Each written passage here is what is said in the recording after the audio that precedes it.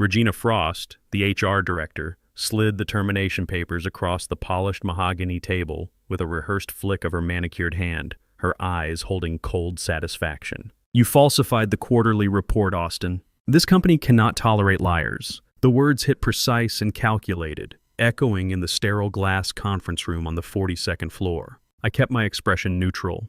20 years of service at Cross Global Systems, and this was how it ended. The accusation was surgical, specific enough to sound credible, vague enough to be hard to disprove. Around me, colleagues stayed focused on their laptops. Smart play. Nobody wanted to be associated with whatever was happening here. "Which report specifically?" I asked, leaning back in my chair. Regina blinked, consulting her notes. "The Q3 revenue analysis. The one I flagged for irregularities? The one where I recommended additional audit procedures on the Meridian Holdings transactions?" Her pen stopped moving. "You falsified data to cover your own analytical errors. Show me the evidence." "The evidence is confidential personnel matter. Sign the papers, Austin." I studied her face. Regina had been my hire 15 years back, fresh JD from Georgetown, hungry to learn compliance work, willing to put in the late nights that data integrity demanded. I'd trained her myself, spent countless hours teaching her the fundamentals. "Integrity isn't negotiable, Regina," I'd told her during one of those training sessions. We'd been reviewing a particularly complex audit trail at 11 p.m., takeout containers scattered across the conference table. She'd suggested a shortcut that would have saved time but compromised accuracy.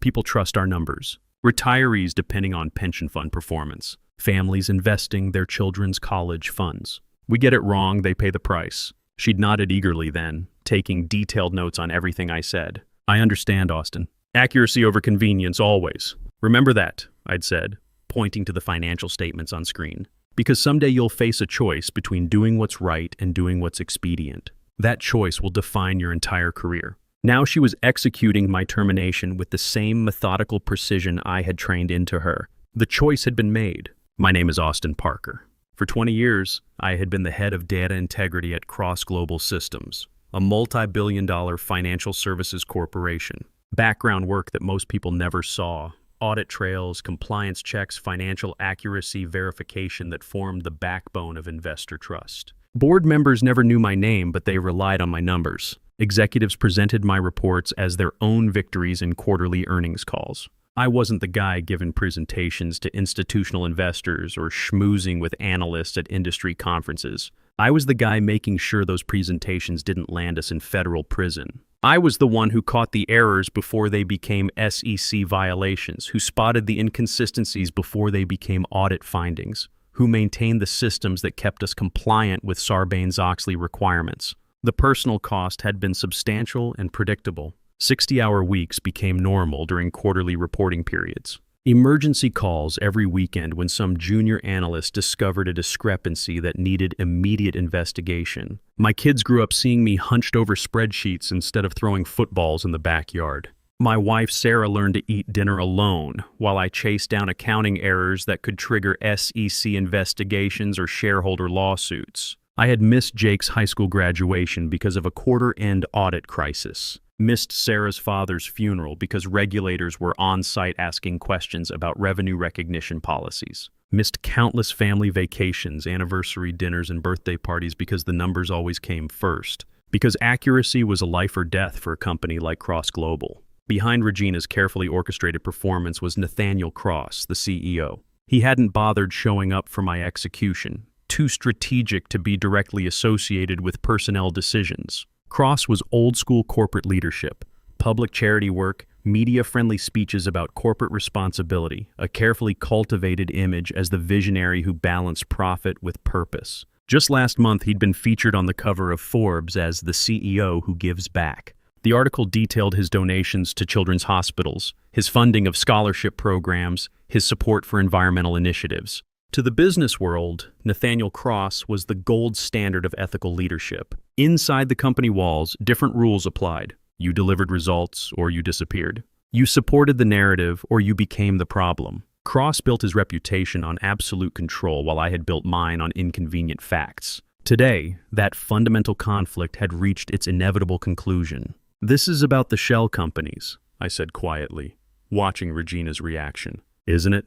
Her pen stopped moving entirely. For just a second, her composure cracked. I don't know what you mean. Sure you do. Meridian Holdings, Pacific Asset Management, Coastal Investment Trust. Ring any bells? Her face went pale. These were the subsidiary companies I'd been questioning for months. Entities that seemed to exist primarily to move money around in ways that inflated our revenue numbers and buried our actual expenses. Those are legitimate business subsidiaries, Regina said, but her voice lacked conviction. With no employees, no physical addresses, and transaction patterns that violate generally accepted accounting principles. Sign the papers, Austin. Don't make this harder than it needs to be. I picked up the pen, thinking of my father. He had been a whistleblower 30 years ago, an accounting manager at a defense contractor who discovered his company was overcharging the Pentagon for spare parts. He chose truth over comfort and paid the price with his career, his health, and ultimately his life. The stress of the investigation, the legal battles, the professional blacklisting, it had all contributed to the heart attack that killed him at 53. I had spent my entire professional life trying to avoid his fate, believing that working within the system was safer than fighting it. I had convinced myself that by being the conscience of the company, by maintaining integrity from the inside, I could make a difference without becoming a target. You know what's funny? I signed my name with a deliberate calm. My father died fighting corruption in corporate America. I spent 20 years trying to prevent it from the inside. Guess we both failed in our own ways. The silence that followed was complete. Regina's confidence had evaporated entirely. Austin, Save it for someone who doesn't know you, Regina. I stood up, pocketing my copy of the termination agreement. But you might want to start updating your resume. When this comes out, and it will come out, association with me is going to be the least of your problems. The next morning, I reached for my phone automatically. Muscle memory from 20 years of starting each day with overnight system alerts, compliance notifications, and priority emails. Instead, the screen was strangely empty. No calendar invites for compliance meetings. No overnight alerts about suspicious transactions. No access badge notifications from the security system. I tried logging into the company network from my home office. Red banner flashed across the screen, user not found. In a single night, I had been erased from the corporate system as thoroughly as if I had never existed. 20 years of work, 20 years of building systems and processes and relationships, 20 years of institutional knowledge. All of it deleted with a few keystrokes in some IT department. Sarah, I called to my wife, who was getting ready for her own job as a marketing director at a healthcare nonprofit. Come look at this. She appeared in the doorway of my home office, coffee mug in hand, already dressed for work. What is it? They erased me. 20 years of system access gone overnight. Sarah read the error message over my shoulder, her expression growing concerned. Can you prove you didn't falsify those reports? Not from here. The evidence I need is in their systems. Austin accessing company systems after termination, that's illegal. So is framing someone for securities fraud. I was already pulling out my old laptop from the closet. And if I don't prove my innocence, who will? My phone buzzed with a text from an unknown number. Stop digging or your mother's insurance disappears permanently. Sarah read the message over my shoulder. Jesus Christ, Austin. What did you stumble onto? Something big enough to make them desperate. I was connecting cables, powering up the old machine, but not big enough to scare me off. The headaches had started the morning after my termination, stress-induced migraines that left me nauseated and unable to focus on anything for more than a few minutes at a time. By the third day, I'd lost 8 pounds that I couldn't afford to lose. Food had no taste. Sleep came in 2-hour fragments, interrupted by anxiety and racing thoughts about what Cross was planning next. Sarah had been watching me deteriorate with growing alarm. You need to see a doctor, she said, bringing me soup I couldn't finish. This isn't just stress anymore. This is making you physically sick. Can't afford doctors, I replied, staring at the laptop screen. No insurance, remember? No job, no coverage, no way to pay for medical care.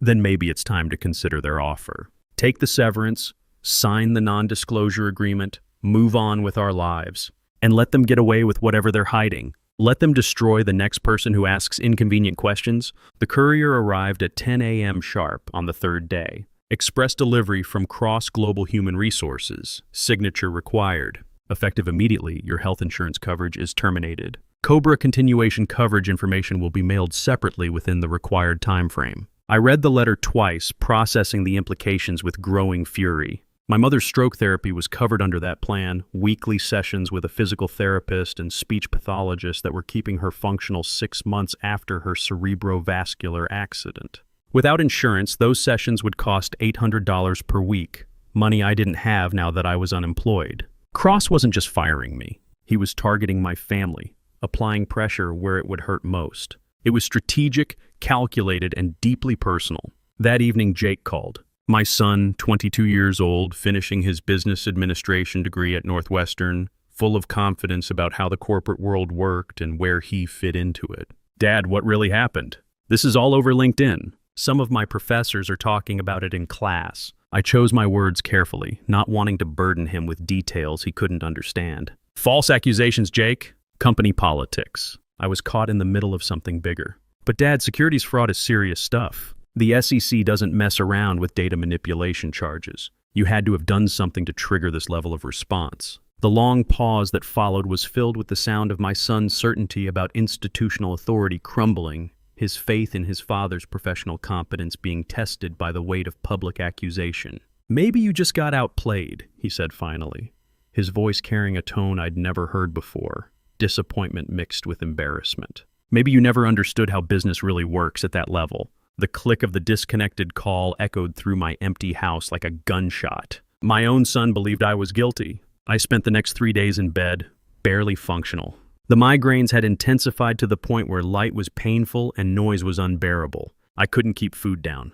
The weight loss continued, 14 pounds now in less than a week. Sarah brought me soup and sat on the edge of our bed, watching me deteriorate with a mixture of concern and barely contained fear. You need medical attention, she said, her voice gentle but firm. This isn't normal stress response. This is making you physically sick in ways that could be dangerous. Can't afford doctors, I replied, staring at the ceiling. No insurance, no job, no income, no way to pay for medical care or prescription medications. The isolation was becoming complete and systematic. Former colleagues stopped returning my phone calls. Professional contacts who had relied on my expertise for years suddenly had no time for lunch meetings or coffee conversations. LinkedIn connections began removing me from their networks as if my disgrace were somehow contagious, as if association with Austin Parker might taint their own reputations in the tightly connected world of financial services. Industry publications that had once quoted me as an expert on compliance matters were now running articles about the data integrity scandal at Cross Global Systems without mentioning my name. I had become a non-person, erased from the professional landscape as thoroughly as I had been erased from the corporate servers. But something about the timeline bothered me. The precision, the coordination, the systematic nature of my destruction. The speed with which my profile had been deleted from every system. The precise timing of the insurance cancellation. The courier waiting at my door with termination paperwork. It was all too coordinated, too efficient, too well orchestrated for a spontaneous reaction to discovered fraud. This wasn't damage control. This was a planned execution. On day 4, desperation drove me to action. I dragged my old laptop from the closet, a machine I'd used for work-from-home projects during the early months of the pandemic before Cross Global had upgraded everyone to newer corporate hardware. If Cross's IT team had been thorough in their erasure efforts, they would have focused on my primary accounts, my office computer, my cloud storage subscriptions. But this machine, this forgotten piece of hardware, might have been overlooked in their systematic digital scrubbing. The first 3 attempts to access anything useful failed spectacularly. Primary passwords had been changed. VPN access was blocked. Even my personal cloud account seemed to have been compromised. Clearly, Cross's people were more thorough than I had hoped, more systematic in their destruction of my digital presence. I spent the entire day trying different approaches, growing more frustrated with each failure. Old backup drives produced corrupted files. Secondary email accounts had been suspended. Even my access to professional databases and research services had been terminated, cutting me off from the tools I'd used for 2 decades. Come on, I muttered to the unresponsive screen, trying to remember every backup system, every forgotten login, every redundant access point I'd created over the years. There has to be something they missed. By evening, I was ready to give up when I remembered something from 2 years ago. An old shared drive from a cross-departmental project, buried so deep in the corporate directory structure that even I had forgotten about it. The kind of legacy system that gets created during mergers and acquisitions, then forgotten when the project ends and everyone moves on to other priorities. The login credentials I had used then still worked. Got you, you bastards! What I found was just fragments, partial financial reports, incomplete audit trails, snippets of email chains that had been automatically archived by the system. But it was something, and more importantly, it proved that Cross's digital scrubbing wasn't perfect. There were gaps in their erasure efforts, overlooked repositories of data that might contain the evidence I needed. The documents I could access told a disturbing story. Cross Global wasn't just hiding quarterly losses or inflating revenue numbers for a single reporting period.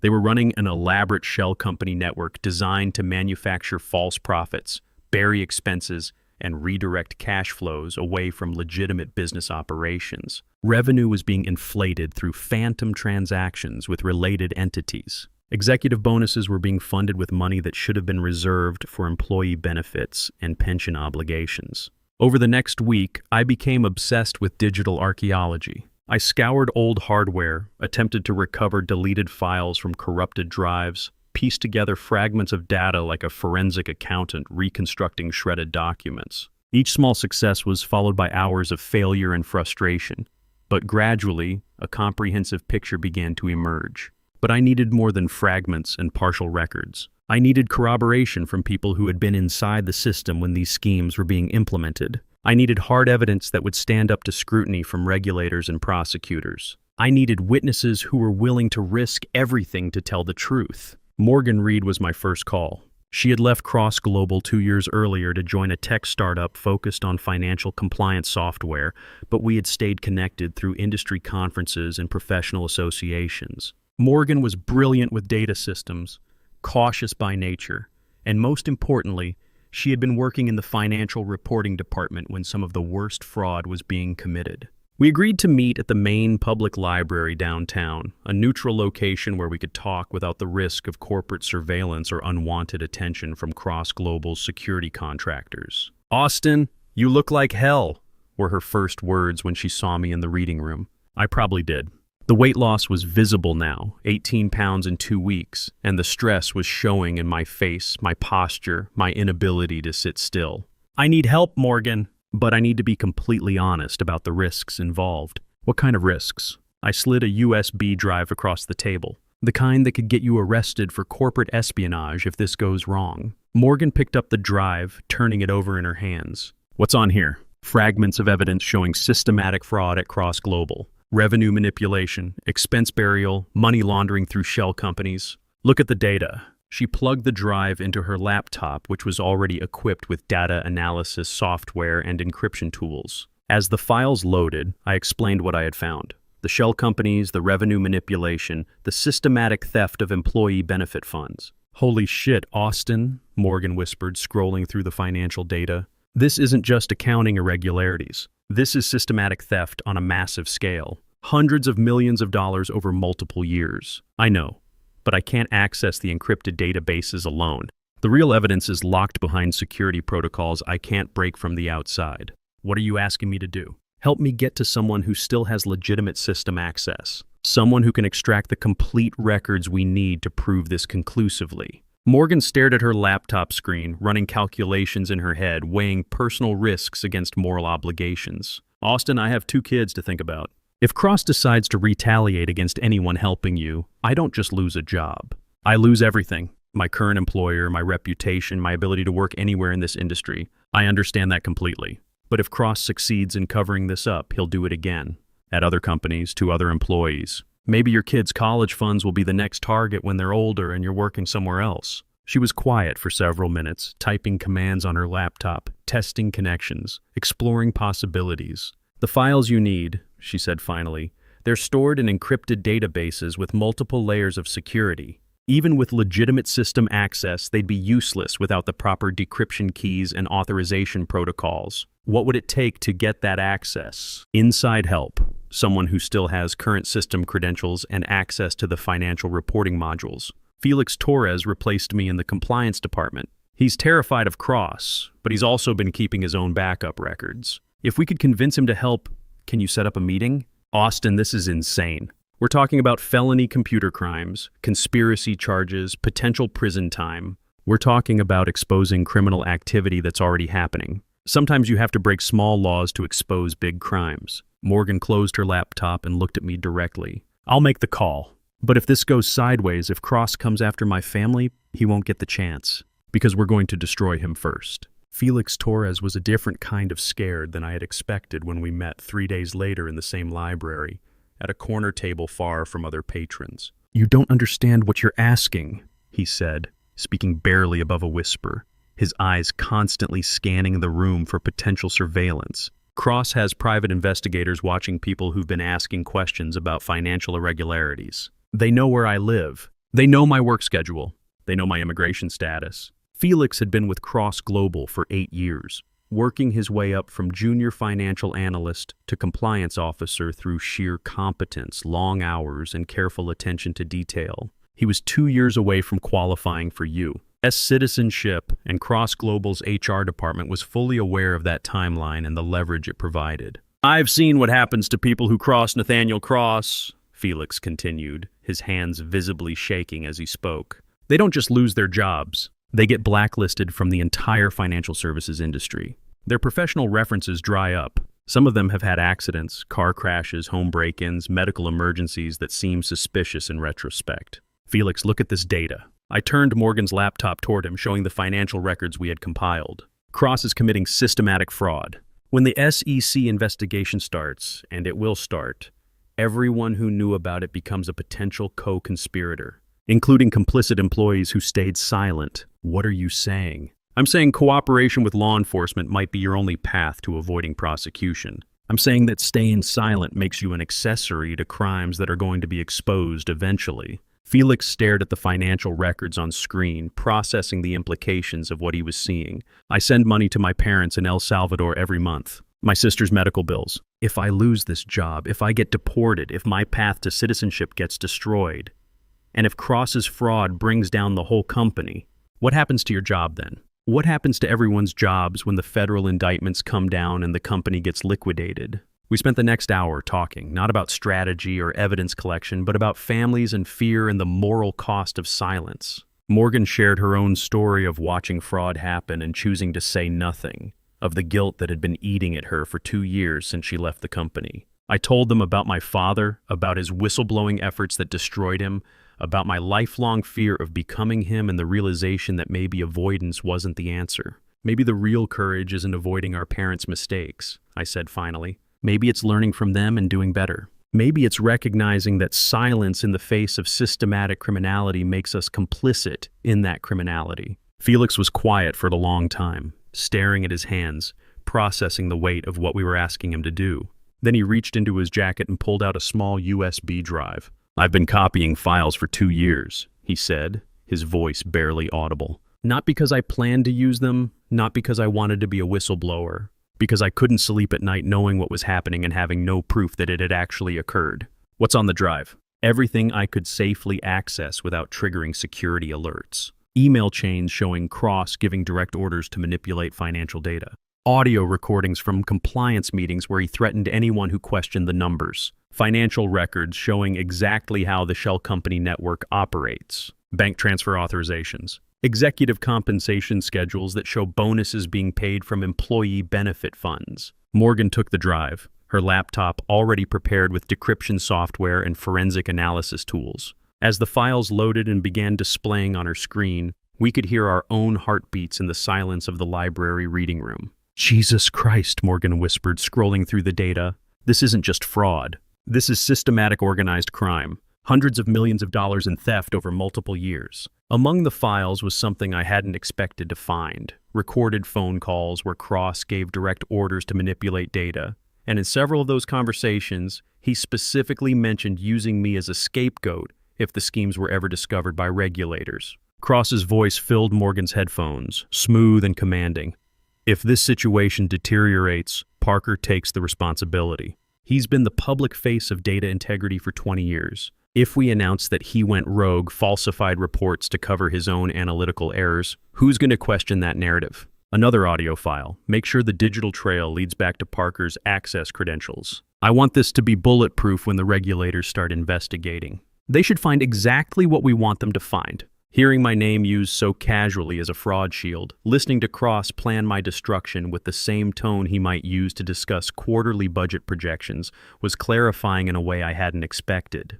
There was no anger, no sense of personal betrayal, just recognition of the weapon I now possessed and the clarity that came with finally understanding the full scope of what I was fighting. "We need to move fast," I said, ejecting the USB drive. "But we also need to be strategic. Cross has resources, connections, media relationships we can't match. If we just dump this information randomly, he'll bury it under spin and character assassination." "What are you thinking?" Morgan asked. "Investigative journalism. Someone with credibility, someone with a platform, someone Cross can't control or intimidate."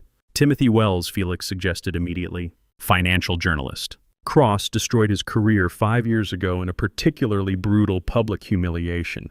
"Perfect. Someone with professional skills and a personal grudge." The next 3 weeks were a masterclass in careful preparation and strategic patience. Each piece of evidence had to be verified independently, cross-referenced with other sources, and prepared for public release in a way that would maximize impact while minimizing the risk of legal retaliation. Felix could only extract data from corporate systems in small increments to avoid triggering automated security alerts that would trace the activity back to his user account. Morgan worked on technical analysis, mapping financial flows between related entities, proving the patterns of systematic fraud that the raw data revealed. Meanwhile, I reached out to Timothy Wells, an investigative journalist who specialized in corporate fraud and securities violations. Cross had destroyed Timothy's career 5 years earlier in a particularly brutal public humiliation, calling his reporting tabloid journalism unworthy of serious consideration during a live television interview.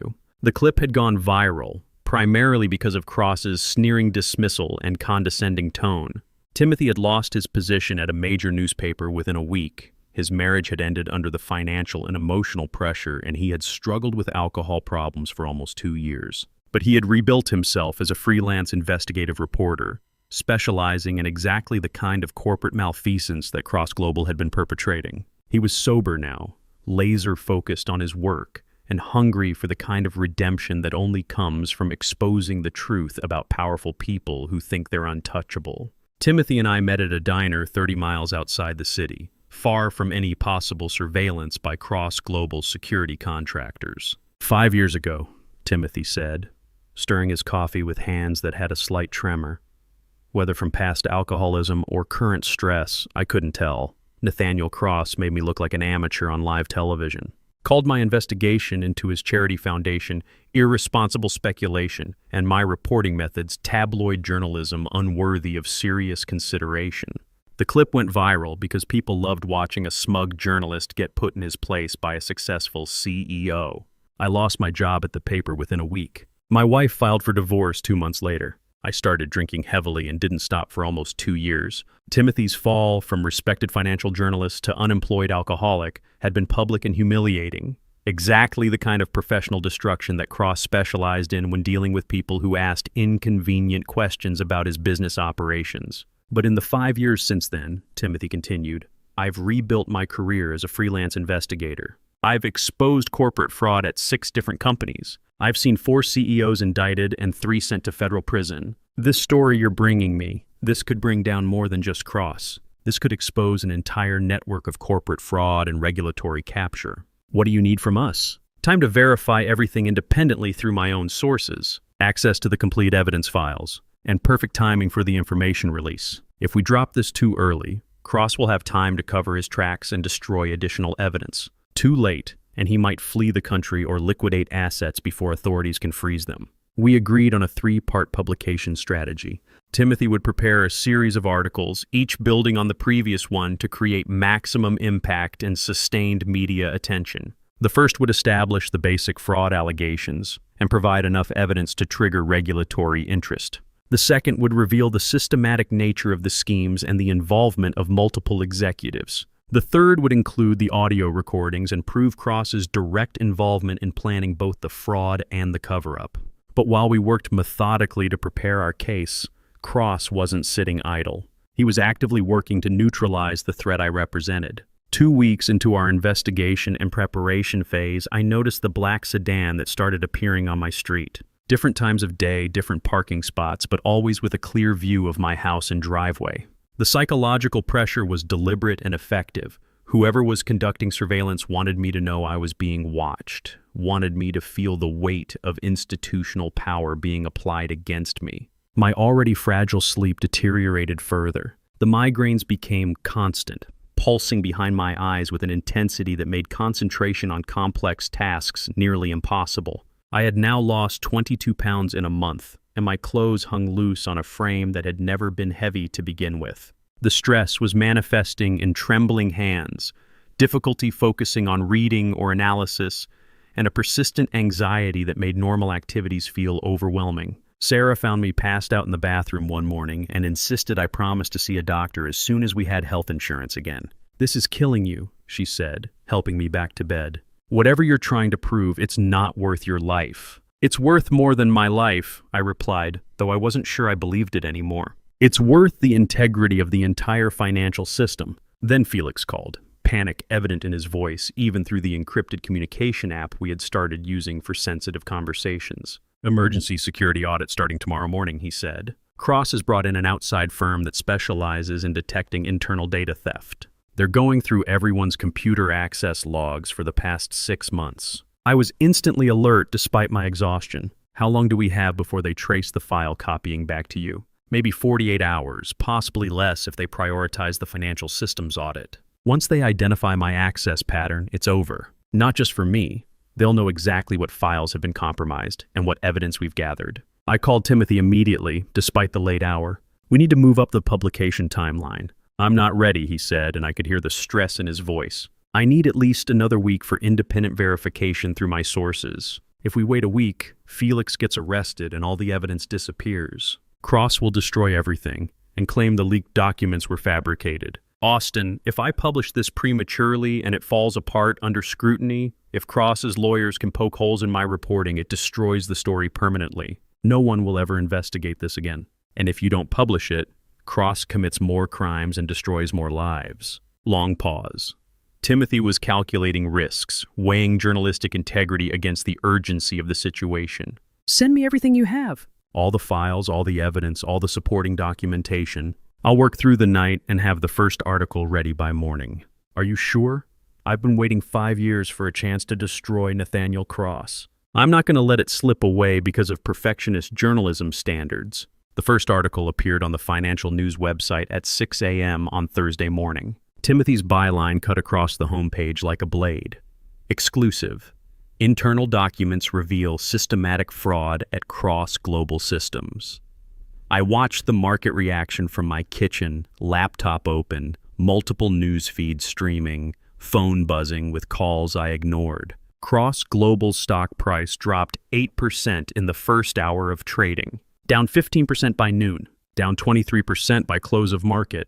But Cross's response was equally swift and demonstrated the kind of sophisticated media management that had protected him for years. Within 4 hours of the article's publication, a counter-narrative appeared across multiple media channels with suspicious coordination. Austin Parker, the disgraced former head of data integrity, was conducting a vendetta campaign against his former employer using fabricated evidence and manipulated documents. The leaked information was the desperate revenge fantasy of a man with obvious motives for damaging the company that had fired him for professional misconduct. Cross himself appeared on a major financial news program that evening, looking composed and appropriately concerned about the unfounded allegations being made against his company. "We've been aware of Mr.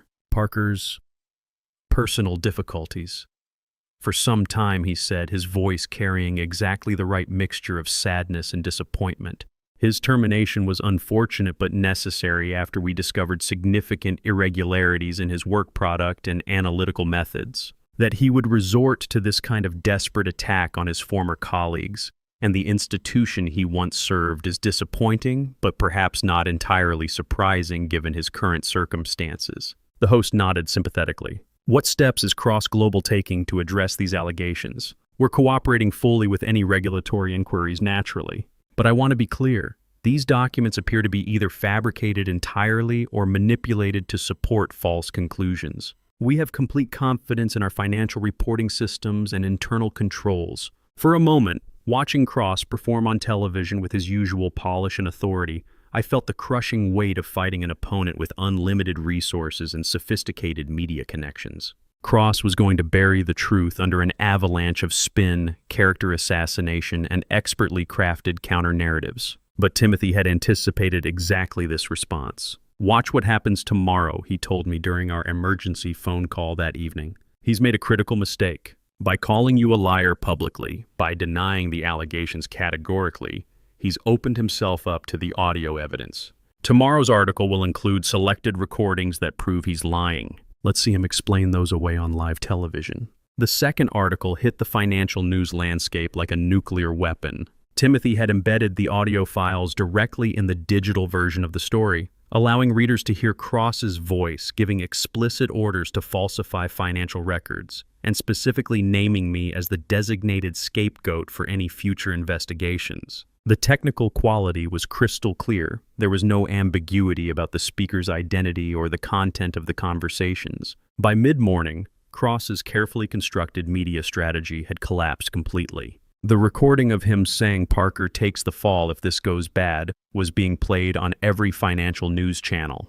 His earlier denials looked not just wrong, but deliberately deceptive. Stock analysts were downgrading Cross Global's rating and recommending that institutional investors reduce their exposure immediately. The stock price went into freefall, down 30% before trading was halted. Lawsuits were being filed by pension funds and institutional investors. The SEC announced a formal investigation. Federal prosecutors were reportedly convening a grand jury. I was sitting in my kitchen, monitoring the news coverage on multiple devices, when my doorbell rang at 2:30 in the afternoon.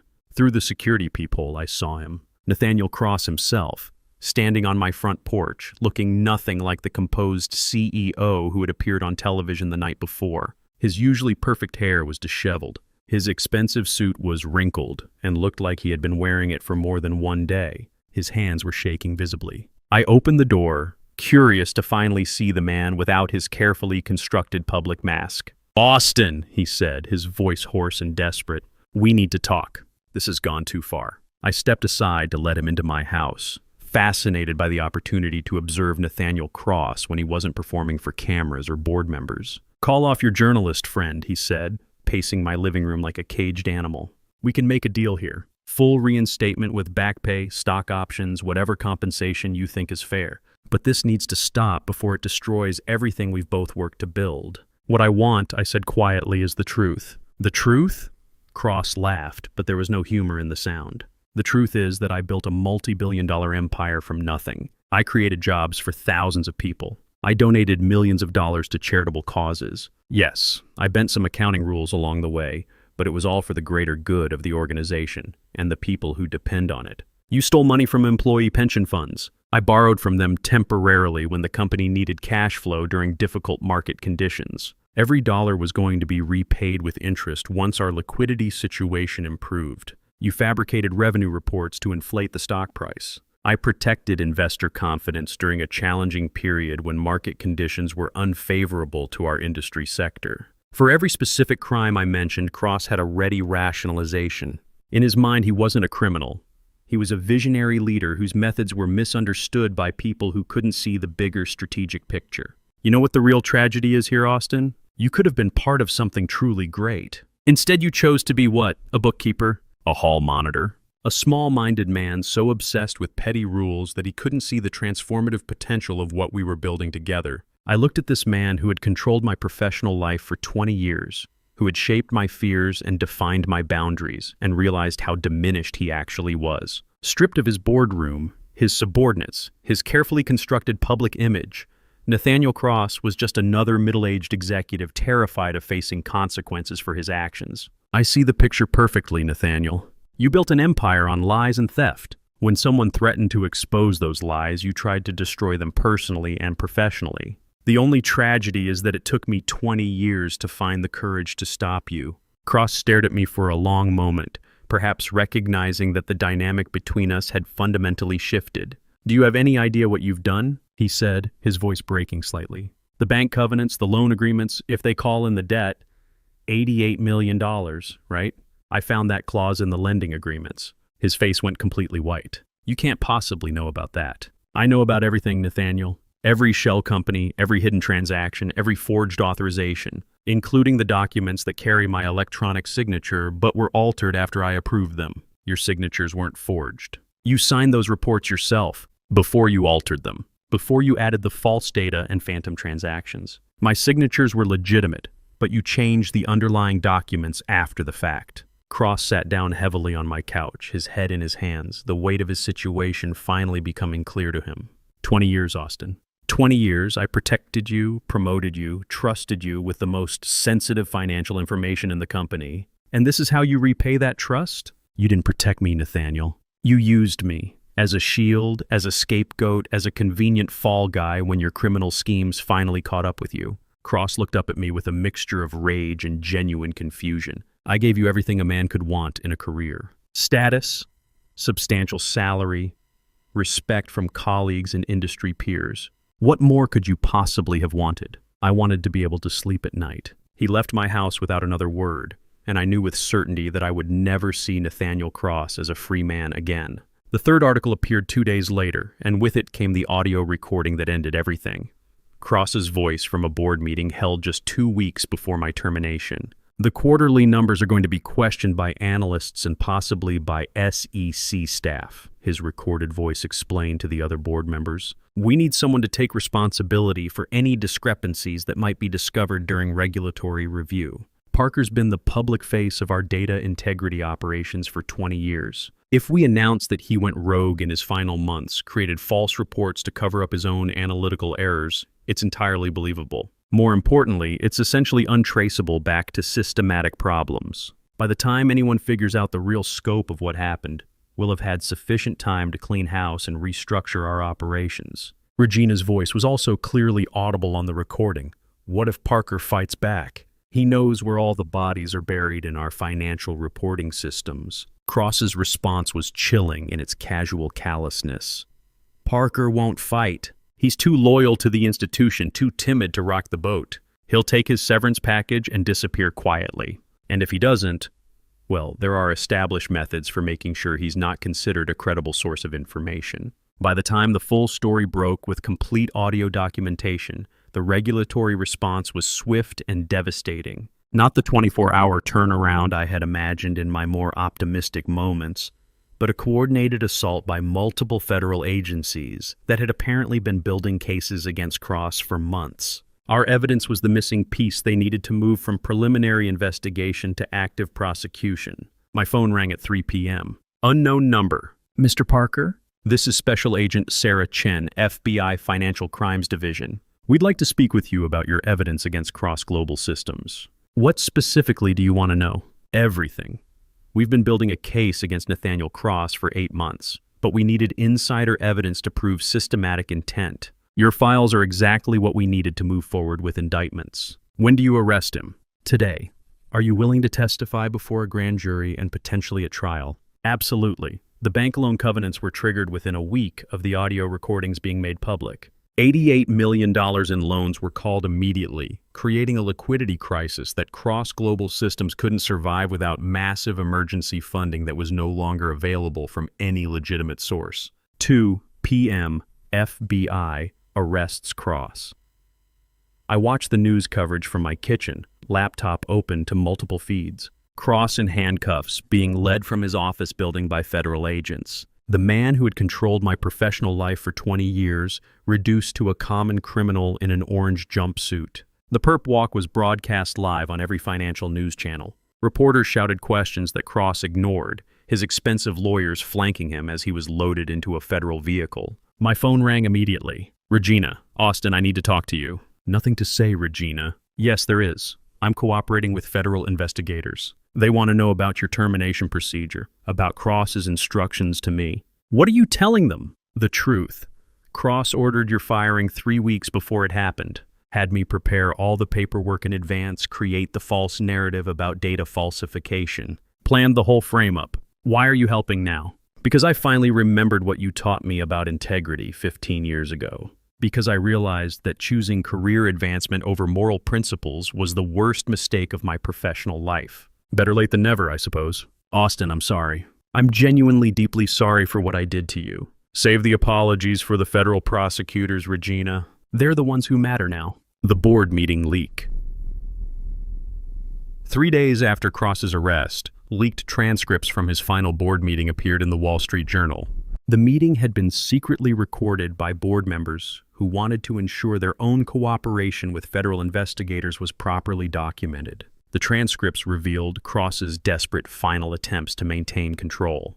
Cross: these allegations are politically motivated attacks by disgruntled former employees. We need to present a united front. Board Member Williams: Nathaniel, we've heard the audio recordings. Your voice giving direct orders to falsify financial data. Cross: those conversations are being taken out of context. Regina, present as HR Director: I have the termination files, Nathaniel. You ordered Parker's firing 3 weeks before we discovered any supposed irregularities. You planned this entire cover-up. Cross: Regina, you're making a serious mistake here. Regina: the mistake was following your orders for 15 years instead of following the ethics Austin Parker taught me. Board Member Chen: we're voting on your immediate removal as CEO. Cross: if you abandon me now, I'll take this entire company down with me. I know where every body is buried. Board Member Williams: the bodies are already being dug up, Nathaniel, by federal prosecutors. The vote was unanimous. Cross was removed as CEO effective immediately. 6 months later. Federal courthouse. Cross Global Systems had been liquidated by federal receivers. Employee pension funds were being reimbursed from recovered assets. The shell companies had been dissolved and their hidden assets seized. I sat in the gallery of the federal courthouse watching Nathaniel Cross's sentencing hearing. He looked diminished in his orange prison clothing.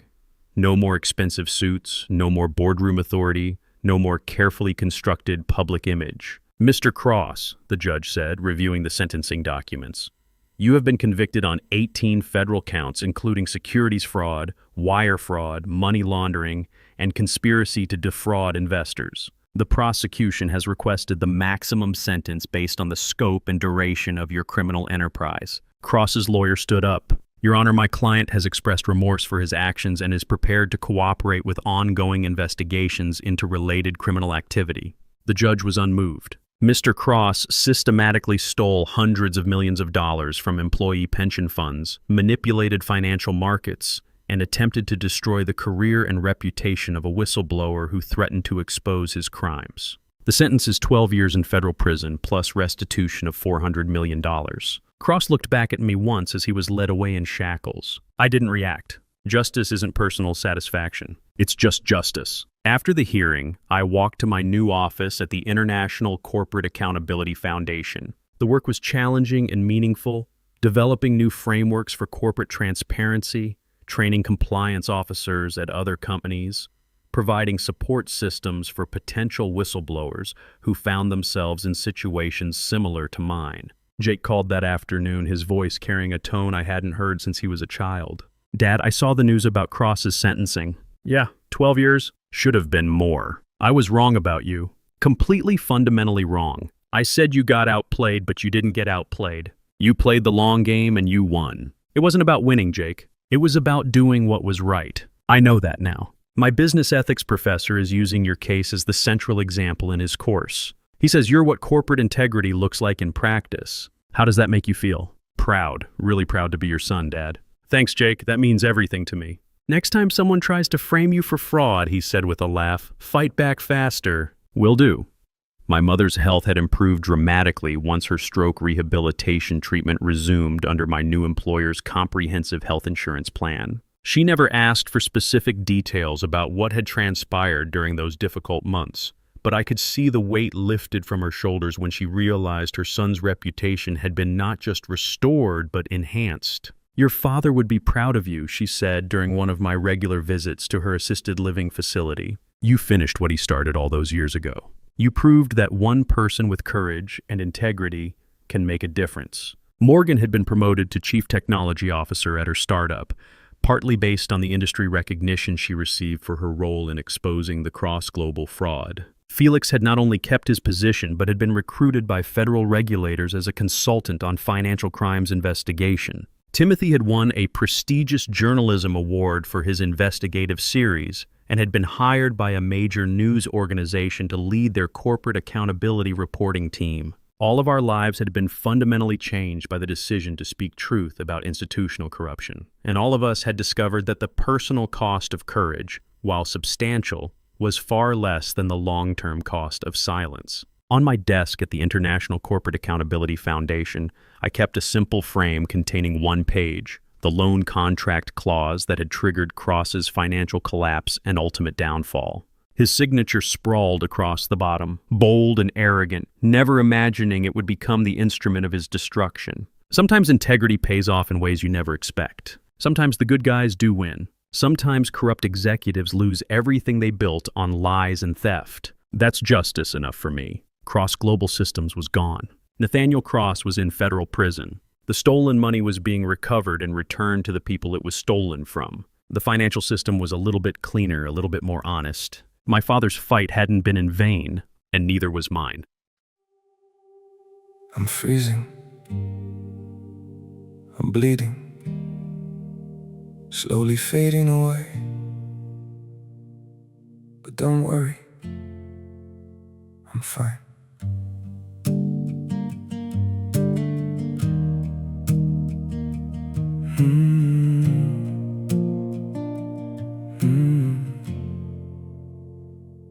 The cold has settled in my heartbeat, like winter living in my veins.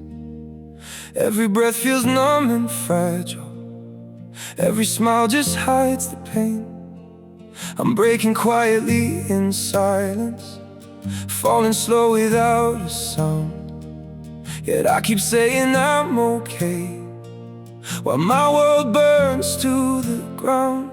I'm frozen here, I'm bleeding slowly, dying piece by piece inside. But I still whisper, it's alright, just to keep you from goodbye. I'm shattered, love, but don't you worry. I'll pretend till my last breath. Even while my soul is fading, I'll say everything's okay. Maybe pain just learned to live here. Maybe sorrow feels like home. So I wear my wounds like armor and survive them all alone. I'm frozen here, I'm bleeding slowly, dying piece by piece inside. But I still whisper, it's alright, just to keep you from goodbye. I'm shattered, love, but don't you worry. I'll pretend till my last breath. Even while my soul is fading, I'll say everything's okay. If you ever see me smiling, no, it's just my last defense. 'Cause sometimes love means hiding how much you're suffering. No, I'm frozen here, I'm bleeding slowly, dying piece by piece inside. But I still whisper, it's alright, just to keep you from goodbye. I'm shattered, love, but don't you worry. I'll pretend till my last breath. Even while my soul is fading, I'll say everything's okay. It's okay.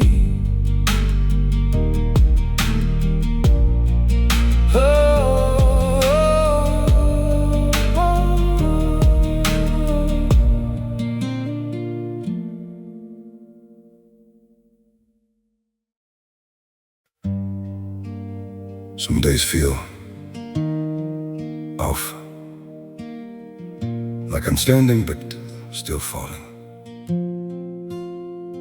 A little pain, a little tired, and no one to tell it all to. There are days that feel unsteady, like I'm drifting out of place. Every step just feels so heavy, with a smile I have to fake. A little hurt I keep inside me, a little weight I always hide, and 1,000 quiet worries I've been holding deep inside. There's no one here to tell it to, no one understand. So I carry all these feelings like they're slipping through my hands. A little broken, little lost, trying hard to just get through. All these nights I stay awake with everything I never say to you. I keep walking through the silence like it's all I've ever known. Every crowded room reminds me how it feels to be alone. There's no one here to tell it to, no one who would understand. So I carry all these feelings like they're slipping through my hands. A little broken, little lost, trying hard to just get through. All these nights I stay awake with everything I never say to you.